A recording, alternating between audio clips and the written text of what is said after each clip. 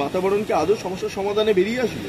দেখুন, আমি ভারতবর্ষে একজন স্বাধীন দেশের স্বাধীন নাগরিক এবং পশ্চিমবাংলার আইনসভার সদস্য হিসাবে আমি বলতে পারি, পার্শ্ববর্তী রাষ্ট্রের সাথে যদি আমাদের সুসম্পর্ক না করে ওঠে, আমাদের দেশের অগ্রগতির ক্ষেত্রে অনেকটা ধাক্কা লাগতে পারে। সেই জন্য আমাদের প্রতিবেশী রাষ্ট্রের সাথে আমাদের সুসম্পর্ক গড়ে উঠুক। আমাদের বিদেশ সচিব গিয়েছেন, সেখানে বাংলাদেশ আর ইন্ডিয়ার পরিস্থিতি সম্পর্ক স্বাভাবিক হয়ে উঠুক। আমাদের দেশ থেকে তাদের ক্ষেত্রে যেভাবে আসা যাতায়াত করতো, ভিসা থেকে শুরু করে যে সম্পর্ক তলানিতে গিয়েছিল, সেটা আবার রিকভারি হোক, এটা আমি চাইবো। তবে আমি একটা কথা বলছি, যেভাবে বাংলাদেশের কোনো এক প্রাক্তন সেনাকর্তা বলল 4 দিনে নাকি ভারতবর্ষের অনেক অংশ দখল করে নেবে, আবার ইন্ডিয়া থেকে আমাদের দেশ থেকে অনেকে অনেক কথা বলছে।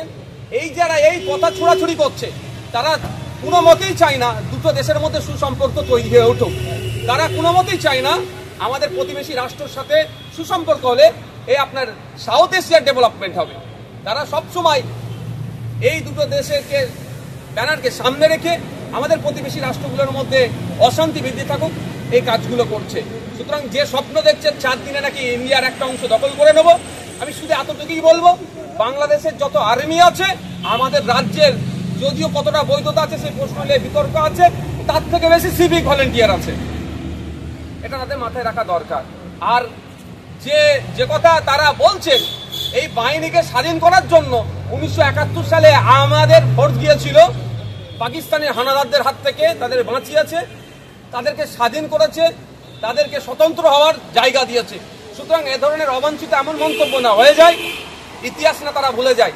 ভারতবর্ষের ক্ষমতা যথেষ্ট আছে, আমরা কোনোভাবেই কোনো অগ্রাসন নীতিতে বিশ্বাসী নয়, কাউকে এগিয়ে গিয়ে আক্রমণে বিশ্বাসী নয়।